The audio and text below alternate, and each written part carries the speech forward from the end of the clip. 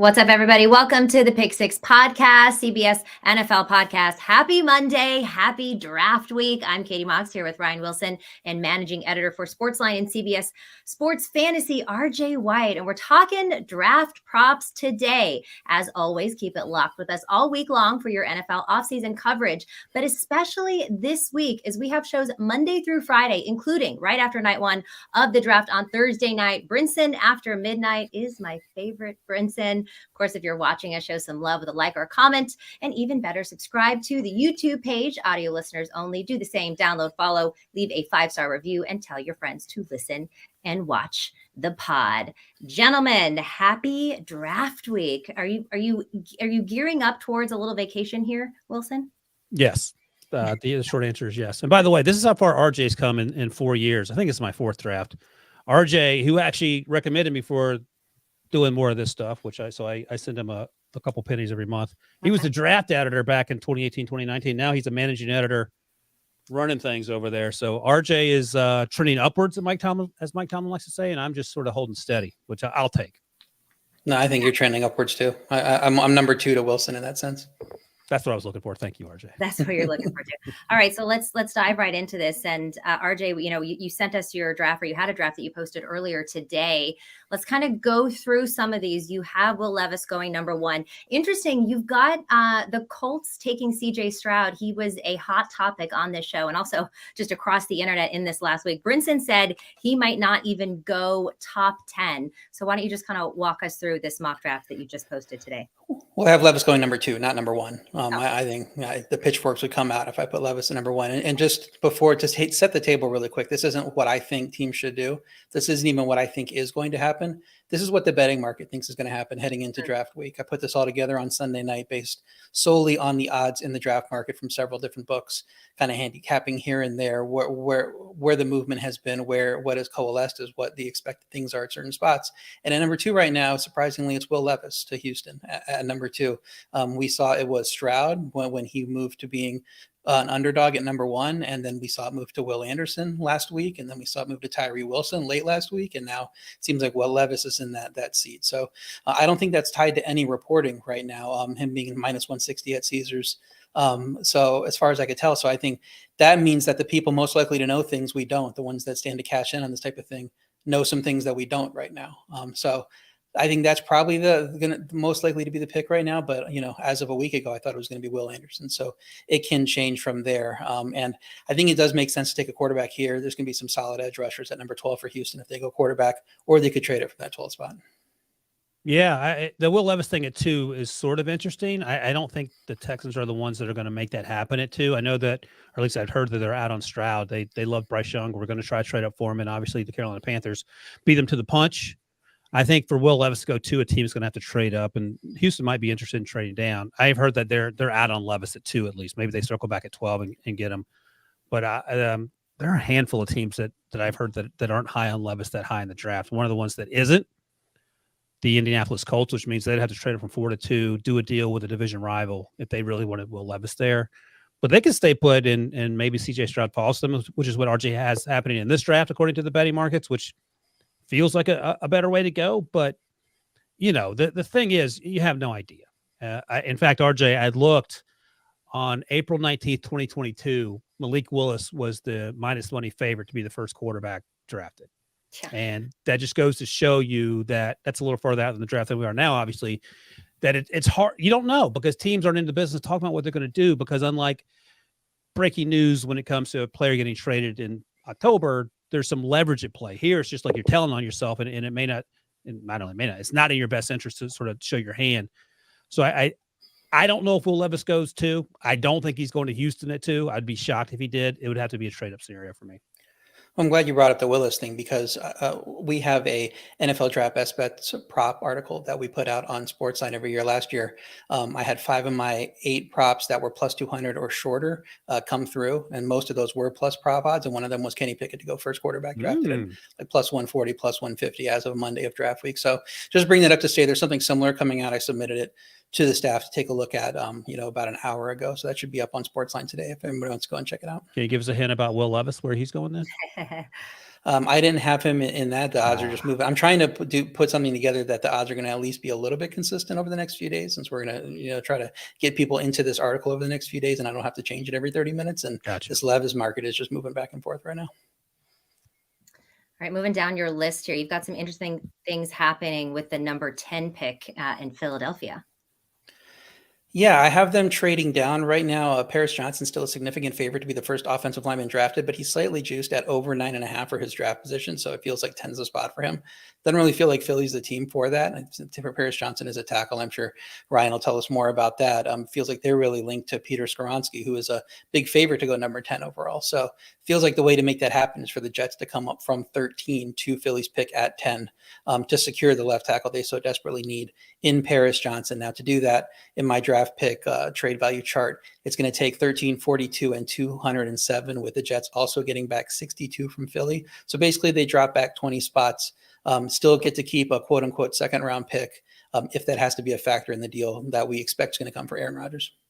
Yeah, another way that could happen too is, and this is just hypothetical, I don't disagree with what you've done here in your mock draft, RJ, but if the Eagles really want Jalen Carter, and they just trade up from 10 to 9 and perhaps get Jalen Carter there, and then the Bears come down to get an offensive tackle there if they so choose as well. It's going to be interesting to see how this offensive line class goes off the board, because Peter Skoronski, who I love and I thought had a great season for Northwestern, isn't going to play left tackle in the NFL. It looks like I would try him there, but every time I talk to someone, they're like, no, his arms are too short. He's moving inside. I think he's the best technician of the offensive tackles and or offensive guards in his case. And then it's going to be Paris Johnson Jr. or Broderick Jones. There's going to be some movement on Broderick Jones, I bet. And RJ, you would know more than me in terms of the lines, but teams like Broderick Jones, he's more of a long range project than Paris Johnson Jr. in terms of the upside. Both are really athletic, but Broderick Jones might end up being the better of the two. And then, of course, Darnell Wright, the right tackle at Tennessee, might go a little higher than people think. I don't know what his over-under is off the top of my head, but it feels like 15, 16 might be the range that folks typically have him going to these mock drafts. But if you went a little higher than that, that wouldn't surprise me either. Well, that's exactly where he's posted right now at 15.5 with the under juiced right now. But I think a lot of that is built into Daniel Jeremiah came out, and when he talked to the media last week, he got asked about the Bears and what they might do at offensive line. And he specifically said Darnell Wright is a name he's heard there. So I think that also moved the markets for the number 9 overall pick, where Darnell Wright is now the co-favorite with Jalen Carter at plus 300 to go. So that would be a nice little, way to get some value in the first offensive lineman market, where depending on where you look, Darnell Wright is plus 450 to plus 600 still. But if he goes to Chicago 9, I don't know if anybody is taking an offensive lineman in the first 8 picks, so that might be a way to get a nice little payout there. If in fact that is the guy for Chicago and Carter's not available. One thing to note, I don't know if I said it on this podcast or with the first pick, or I know I said it on radio, but I heard a couple of weeks ago that the Steelers were interested in trading up, and one of their targets that I heard was Paris Johnson Jr. So that also could throw a wrench in the plans. Now, how high you're willing to trade up for Paris Johnson Jr., I don't know. I can't imagine you're going. 3 would be silly in my mind. 8, 9, 10 makes more sense. Sort of what you're talking about, RJ. But that's also something to keep an eye on. And could, by the way, determine who's the first offensive tackle taken. If someone comes out of the blue that has someone they fell in love with that isn't whoever we think tackle 1 should be, just something to keep an eye on. Not really much you can do about it, but I've heard that the Steelers are interested in Paris Johnson Jr. How are you guys attacking the Lions? Because I know they just let go 4 wide receivers from their room based on some gambling issues. Did that affect where you think that they will pick in this draft? Well, they didn't let them all go. Some of them are getting suspended, but they're not. They kept the good ones. Cutting bait with Jameson Williams by any means. So that is a factor, but it's not going to be a factor at 5, I don't think, or 6, or wherever they're picking. The favorite right now is for them to take a cornerback with that pick, very strongly linked to Devin Witherspoon in the odds, and they continue to be. The interesting thing about it is because they have that pick later in the first round, where the cornerbacks like Joey Porter Jr., Deonte Banks, those type of guys will be available. Doesn't it make more sense if they want to get a franchise quarterback to do it at 6? If one of these guys gets out of the top 5, CJ Stroud, Anthony Richardson. I mean, I've been a long proponent. People hear me talk on this podcast about Brian Daboll, talking him up and what he did with Josh Allen and how the Giants would be good because they got him as a head coach. I think the Detroit could be in a similar situation with Ben Johnson at offensive coordinator. He's a guy that can maximize the talent there, get the most out of somebody. And if you take a guy who is unpolished like Anthony Richardson. People have, Ryan can break him down fully, I'm sure. But the problems with him, I don't think are athletic, and his ceiling. And you need a guy that can help him reach his ceiling. And Detroit feels like a place where that could happen. And you trade in a quarterback in Jared Goff, who is steady. He's going to get you to the playoffs probably this year. They're expected to be the win the division when you look at the odds, and really give you a Super Bowl window starting next year if he develops like a Josh Allen did, like these guys did that are reaching their ceiling with good coaching staffs. Yeah, so they have 2 first-round picks. Seahawks have 2 first-round picks, and those feel like the 2 best landing spots for someone like Anthony Richardson for the reasons you're pointing out, RJ. You don't have to start. And it's a solid organization. The coaching staff and the GM, they're not going anywhere. The ownership is solidly behind those folks. And it's not a situation like the Texans, for example, where Texans fans are skeptical of Cal McNair doing the right thing, or sometimes with the Colts and Irsay and what he might do. It sometimes feel like it's impulsive is one way to put it. See Jeff Saturday. But I think that when you have the number one, that infrastructure, number 2, 2 first-round picks, and number 3, not a ton of needs. To RJ's point, you could take cornerback, you could take edge rusher, and maybe that they do that with those 2 first-round picks. I don't think wide receiver is going to be a huge concern, especially early. You have the opportunity to take a quarterback there. So we'll see what happens, but I don't hate that idea, and I'm not sure what the odds are on the quarterback going at 5 or 6, RJ, but my instinct is not to hate it, whatever the numbers are. Well, the interesting thing is in one market, Anthony Richardson has moved to being the favorite to be number 5 to Seattle. He's still plus 500 at Caesars. He's still plus 350 at another site, but there's one where he's now above Will Anderson, who's plus 250 to be the favorite at number 5. So we'll see if that continues, if whoever is getting that money into the market now, if that spills over to the other markets. But that's a good connection there for Seattle and Anthony Richardson.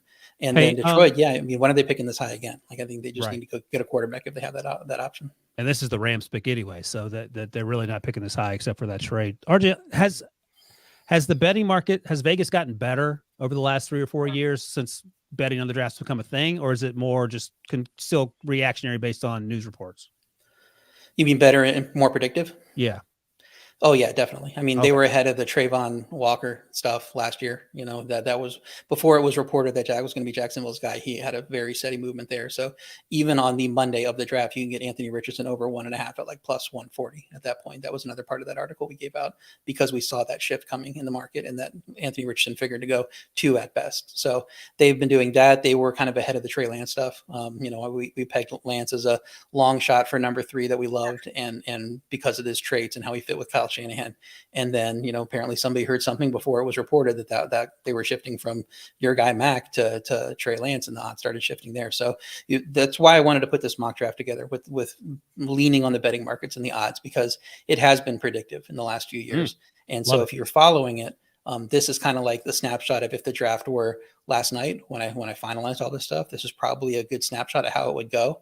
Who knows what that's going to be on Thursday? Because like we're saying with Anthony Richardson at 5 and Will Levis to Houston, and all these things are still shifting around. So there's still plenty of road to go from here. All right, we're going to get into some draft props coming up here next, but we do need to take a quick break. But before we do, have you tuned into the CBS Sports Golazo Network yet? It's the first of its kind, free 24/7 channel dedicated exclusively to global soccer coverage. It's now streaming on the CBS Sports app, Pluto TV, and Paramount Plus. Get your morning started off on the right foot with Morning Footy, our weekday soccer culture-driven morning show beginning at 7 a.m. Eastern. Plus, don't miss the rest of our top-notch programming, including live matches and re-airs, original studio shows, highlights, documentaries, and much more. CBS Sports Golazo Network is the ultimate year-round streaming destination for fans of the beautiful game. You're watching Pick 6. We'll be right back. Get breaking news. Big news coming out of the NFL today. Highlights and instant reactions. The largest final round comeback in Ford championship history. We're down to the final 4. I just want to take time to analyze greatness. Talk winners and losers with a guy who's already a big winner. CBS Sports HQ. It's all sports all day long. Welcome back to Pick 6. If you're not following us on social, make sure you do that at Pick 6 Pods across all social platforms. All right, so let's get into some of these player prop lines. You alluded to it a little bit in that last segment there, but what do you like? I see Bijan Robinson here as going top 10, odds of that minus 110.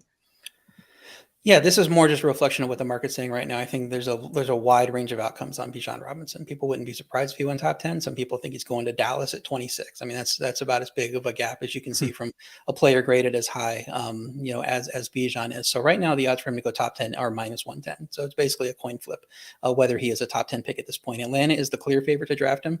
If you just look at the specific team to draft Bijan at +200, with Houston next at +500 and Philly at +750. So I think whether he goes to top 10 comes down to whether Atlanta can trade back a few spots. We talked about Paris Johnson a little bit ago. That seems like a perfect opportunity for them to go down to 13 with the Jets or 11 with the Titans or somewhere, and then be able to pick Bijan, there. If a team's looking to come up for a quarterback that's falling, or to go up for Paris Johnson or Jalen Carter. So I think he probably lands on Atlanta is what the market is telling us. It's just a question of whether that happens at 8 or somewhere else. Hey, let me ask you this quickly, because I'm looking at your mock draft. Just based on the betting markets, not what you would do necessarily, RJ. And Nolan Smith is 12 to the Texans, but the 12 number is sort of catches my eye because I don't know if he goes that high just based on folks I've talked to and watching him. But tell me why there's a chance that he goes in the middle of the first round. Well, a couple of different markets have his specific position over under posted. One has the over at 10.5 juiced. One has the under at 12.5 juiced. So it really feels like 10, 11, 11, 12 is the range. Also, at times, he has been the favorite to go to Atlanta at 8. Wow, the 8th that would overall pick over Bijan. Those have been mixed back and forth. But, I mean, you could see Atlanta needing pass rush help be, even after signing Bud Dupree, that could be an option for them. And if they're not going to be in range to get a Wilson or Anderson, which we don't expect is going to happen. All right, moving on this, you've got Stroud going top 5 -1,000. Obviously, this is based on the betting markets. And we talked to Brinson last week, and he said, don't be afraid to lay the juice, especially really close to the draft. Is this a bet that you would make at -1,000? -1,000, a little too rich. I think if you want to figure out where he's going to go, you can just play him plus number 3 or number 4. Both are around +200, 210, 240. So you get both of those. You're getting odds when you combine them around, way better than just being a top 5 pick. So if he doesn't go there, maybe Seattle is the backstop at 5. But feels like these odds right now are just telling you that he's not going to fall out of the top 5 if he's posted at -1,000. And these were posted recently. He wasn't really in the top 5 market in general, but because this narrative has come up that he's not going to go to, and he could possibly fall down to 3. I felt like the book that posted it wanted to put something out there, and just they put a big number up there at -1,000. So right now, I just don't think it's very likely he goes top 5 outside of the top 5 is what the market's telling us. And the interesting thing about 5 is where Seattle picks. The other interesting thing is it was hard to find a comp for CJ Stroud. And finally, whenever in the fall, earlier January, February, I settled on Geno Smith. So if you like Geno Smith, and Geno Smith isn't a sexy comp, but he played so well last year that you would certainly take that as a franchise quarterback going forward, even if it's not Josh Allen or Joe Burrow. And maybe that's the thinking there as well. Worst case, you get Geno Smith 2.0, which sounds like a funny thing to say out loud, but the 2022 version might not be a bad way to go forward after Geno's deal. He's 3 years on this deal. They could move on from next year or whatever. And what Rick Spielman likes to say, it's like, look, you take a quarterback and then you just reevaluate it at the end of the year. You can never have too many good quarterbacks and options there. So I like that. That's interesting. I know Brinson said that he may fall outside the top 10. I talked to people that said that's not going to happen, but never say never because this is draft season. Yeah, absolutely. All right, taking a look at some of these wide receivers. You got Jordan Addison out of USC, Zay Flowers out of Boston College. Their over under in the draft is 22.5. What are you looking at here? Yeah, both of these are actually juiced to the over. So there's been speculation. Could Flowers be a fit for one of these teams in 18, 19, 20 range? Detroit talking about the receivers that they are, their receiver room is now, pretty barren because of these suspensions. Seattle has been a good fit for Flowers. And then Addison, I know a lot of people link to the Chargers in mock drafts, but the market's not really buying it on either of those. With both of these juiced to the over, -140 for Addison, -170 on Flowers, both in those 22.5 numbers. So the interesting thing is that Baltimore picks 22nd. And I think a lot of people had been projecting them as a receiver team, but this is telling you, they're more likely to go cornerback, which is where they are +115 odds to get a defensive back first, as opposed to +170 for a receiver. So I think both of these guys probably expecting them. Their range starts with Minnesota at 23, if you believe the market.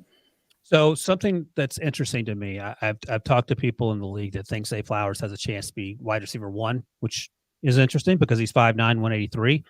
And when you watch him play in the open field, he reminds me a little bit of Antonio Brown in his prime, which is certainly not a bad thing, but he is undersized.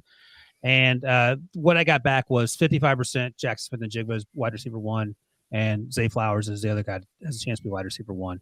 And it just depends on the team because different teams like different wide receivers at the top of their board. So this 22.5 number is interesting to me, and I don't know, like I don't have a good feel for it just based on folks I've spoken with, but I was happy to see that he has a chance to be one of the first 2 wide receivers, just because we haven't talked a lot about him in terms of the pre-draft process because he went to BC and played on a terrible offense where he was only showing down. I do love Jordan Addison, but at 173, I get concerned if teams are worried about his size. He ran a 4.49, but that's plenty fast. He plays actually faster than that.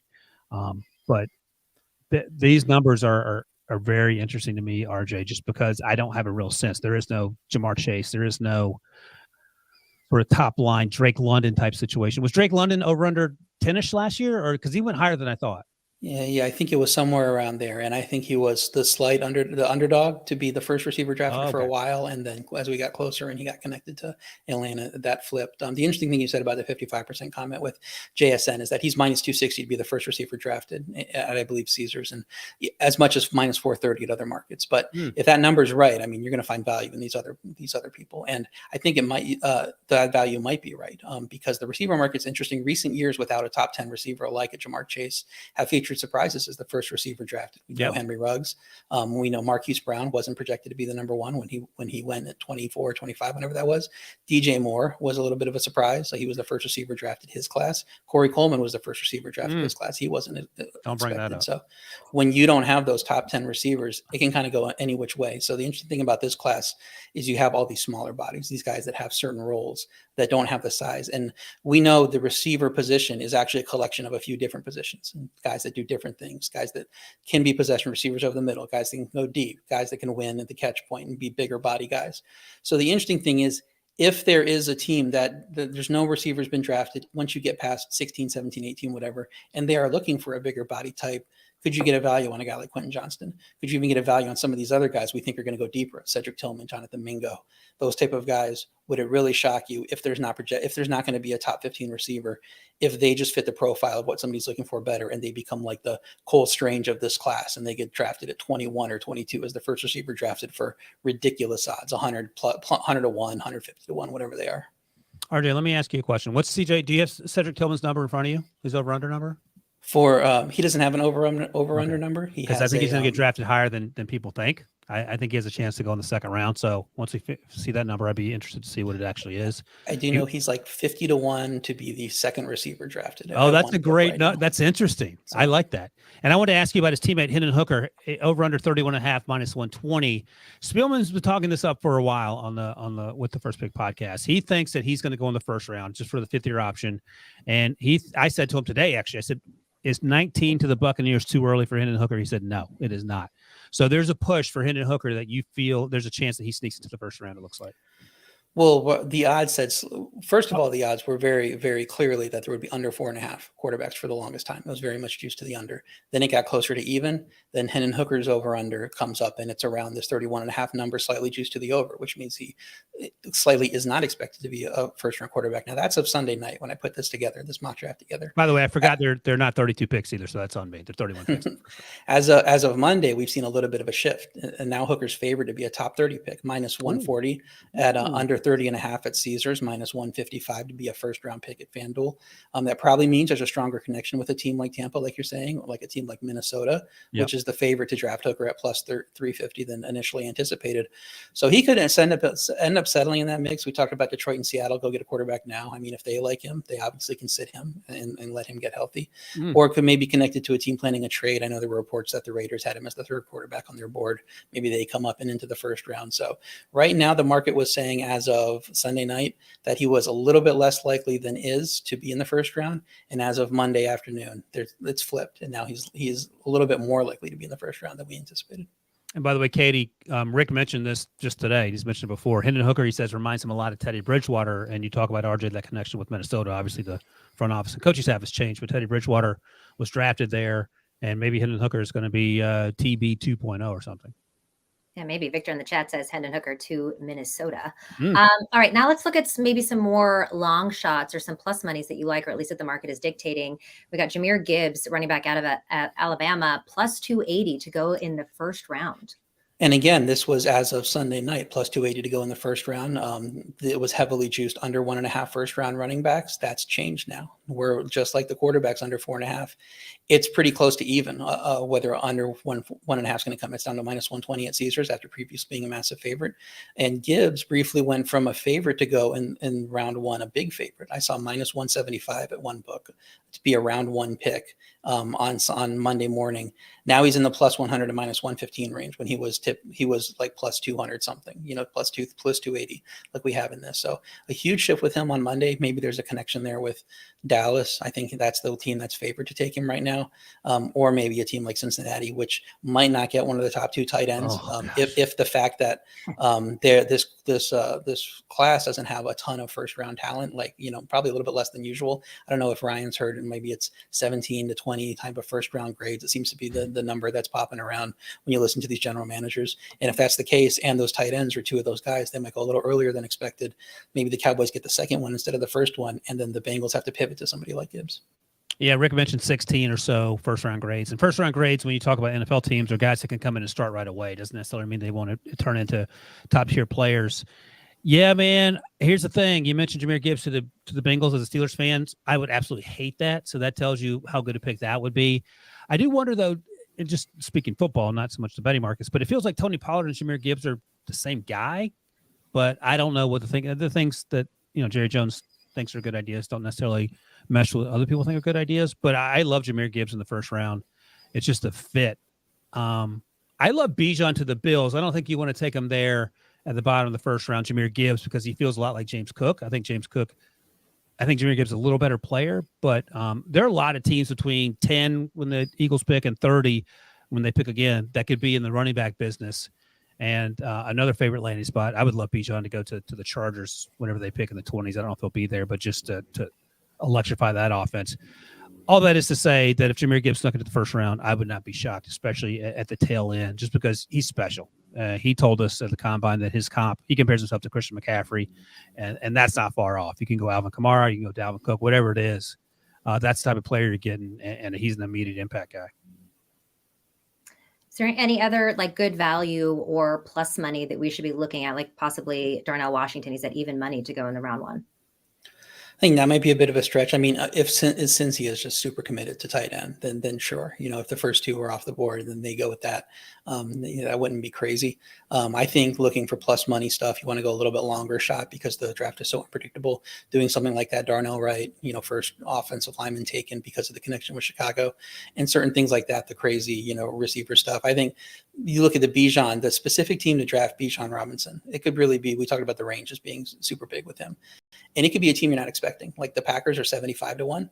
And I mean, he's super athletic, fits that profile. And it's not like they're completely set up. AJ Dillon is free agent after this year. And what can you do if you can't get your new starting quarterback, young starting quarterback, a number one receiver that you love?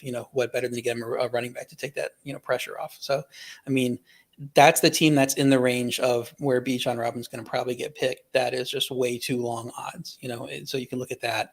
You could look at maybe the Jets. I know they have Breece Hall, but if you upgrade, if they can trade up and get, or, if they don't get their offensive tackle, maybe they're just in that range for where Bijan's expected to go, being a fringe top 10 pick. So I think it's interesting when you look at those deeper teams in there, if you want to take a lottery ticket kind of shot to go with the Packers to take Bijan or one of these teams we're not expecting. Do you bet on the draft, Wilson? No, not for more reasons. I don't bet on anything just because I'm lazy. I'll tell you a funny story, though, because I'm considerably older than both of you. So when I was in college, like in the mid-'90s, we literally had to walk to the student union to watch The Crawl on ESPN or ESPN2 or whatever it was to see what the West Coast games were, because I went to college in Virginia, because there was no regional telecast. So I gambled my senior year of college. I won my first 12 bets. It's like $50 bets. I was up $800. And I lost 20 in a row. And I needed to win I needed to win the over of the Wake Forest, Oklahoma State. It was Sweet 16, maybe the Elite 8. I can't remember which game, but it's Randolph Childress versus Big Country. Remember those guys, RJ? Mm-hmm. And I think the over-under was 122. And whether I bet the over or the under, I got it. Otherwise, I was going to have to call my parents and borrow money. So that's the last time I really gambled laser focus. And I'm just too lazy, Katie. That's the answer. It's not because of any other reason. I mean, I'm sure, as you know, RJ, it's a lot of work and research. Right. That's why RJ is RJ. That's why he's the managing editor. That is why he's the managing editor. Okay, we're going to get into some more props coming up here next. We're taking a quick break here on the Pick Six podcast. Absolutely magisterial here. Artilharia do Campeonato Brasileiro. Colpisce ancora. Golazo. Welcome back to the Pick Six podcast. I'm Katie Mox here with Ryan Wilson and RJ White. And today we are talking NFL draft props. Make sure you keep it locked with us all week long, and subscribe, like, comment across everything that you possibly can. All right, let's get into first position drafted props. RJ, what are we looking at here? Yeah, some interesting ones on the board. We've kind of gone over some of these teams. Arizona at 3, their favored defensive lineman or edge at -175. I think that's the expectation if they can't trade down at 3, or if they only make a small trade back. But we'll see if they get down further than 6. Or do they start looking at cornerback, which is +155? Do they get an offensive lineman, which is next at +600? So yeah, it kind of depends on if they're able to find a trade and how far they trade down. I don't know that they would take offensive lineman at 3, as Ryan was saying earlier. You get Seattle is heavily favored to be defensive line edge, also at -250, just because the prospect's supposed to be on the board. And then next, quarterback +275. We talked about the Richardson market moving around a little bit, so that would be interesting there. And then Vegas was +175. Cornerback was favored there. Offensive lineman was +200. That's now moved. Offensive lineman's now the favorite from what I've seen. So that's one where maybe that's the landing spot for a Paris Johnson at number 7 in the top 10.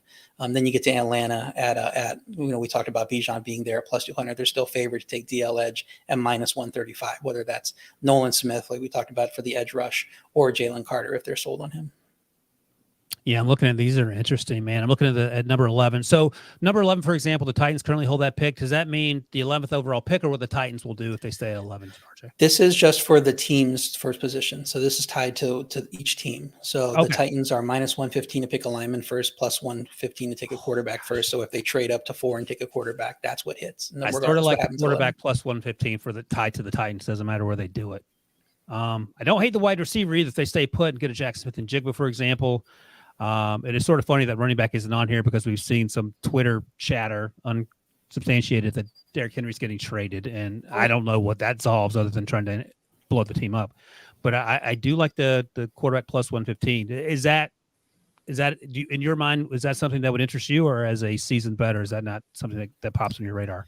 Well, the issue with Tennessee is that they would need to trade up to get the quarterback. We're talking about 4 of them going to the top 10, and I don't know that they have the draft capital. I mean, they only have, I think, 6 picks this year. They're missing their 4th rounder, which isn't going to get you super high, but it's still like once you trade up, you have a lot of needs for Tennessee, and once you start trading from the pool of what the available picks, and that's just guys you're not going to be able to draft at those positions. So maybe you go next year. But they have traded some of their day 3 picks next year too. A lot of this moving around for receiver thing that they've done the last few years, guys like Julio and Robert Woods.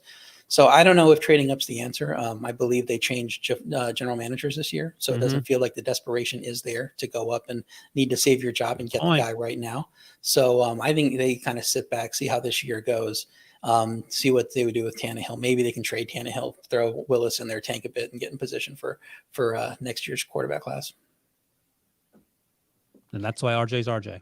That's why RJ's RJ. All right, RJ, obviously everyone needs to go and read your most recent mock draft on CBSSports.com with what the market is kind of dictating. But what is just some general rule of thumb for betting the draft that you can give us? Well, it's about, diversifying your portfolio and getting value early before news breaks. So once you're getting to the week of the draft, a lot of the value gets to be a little bit, off the table. We talked about Trayvon Walker last year is one instance. It seems like there's so much uncertainty still at number 2 that the clock hasn't struck midnight for that yet. So I think there's still plenty to come, especially with these quarterbacks and moving around. So it'll be interesting to see. Just kind of follow the national reporters, follow guys like Ryan and what they're hearing, and being able to translate that into getting ahead of the market before it moves significantly. Like if you see something like this Anthony Richardson to number 5 go in one market, you might want to get it in one of your other markets where it's available before it catches up. Like if there's a prop that's plus 225 in one place and plus 500 in another place, that gives you a lot of profit potential there. Now you have to do all that kind of before you get to the day of the draft, because in certain markets, including in Vegas itself, they take the draft props off the board 24 hours before the draft starts. So it's just the thing about the draft, betting the draft, it's not like betting on an NFL game. NFL game, you can have all the information possible. And the athletic competition part of it, things are still going to happen that's outside of your control, and you're never going to be able to predict the play-by-play of an NFL game. If you have perfect information and you have perfect sourcing, you could predict the entire first round of the NFL draft and hit all 31 picks in this sense, just because if your sources are good enough, just because it's not a competition, it's an information game above all else. Hey, RJ, are you sold that Bryce is going first, or are you still interested in CJ or someone else at number one?